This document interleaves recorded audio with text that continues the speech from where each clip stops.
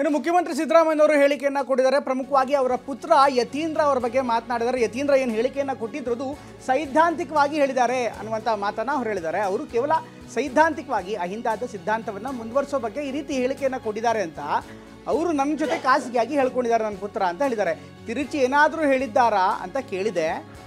ಇದಕ್ಕೆ ಸಂಬಂಧಪಟ್ಟಂತೆ ಕೇವಲ ಸೈದ್ಧಾಂತಿಕವಾಗಿ ಅಷ್ಟೇ ಮಾತನಾಡಿದ್ದು ಅಂತ ನನ್ನ ಬಳಿ ಹೇಳ್ಕೊಂಡಿದ್ದಾರೆ ಅಂತ ಸಿಎಂ ಹೇಳಿದ್ದಾರೆ.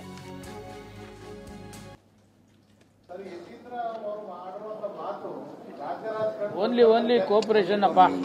ಯತೀಂದ್ರನ ತಿರುಚಿ ಮಾಡಿದ್ರೆ ಏನಂತ ಹೇಳಿ ನಾನು ಕೇಳಿದೆ. ಸೈದ್ಧಾಂತಿಕವಾಗಿ ಮಾತಾಡಿದ್ದೀನಿ ಅಂತ ಹೇಳ್ದ.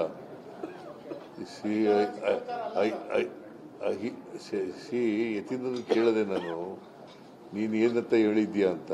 ಅದು ಹೇಳಿದಾಗ ಯತೀಂದ್ರ ಹೇಳಿದ್ದು ಸೈದ್ಧಾಂತಿಕವಾಗಿ ಮಾತ್ರ ಮಾತಾಡಿದ್ದೀನಿ,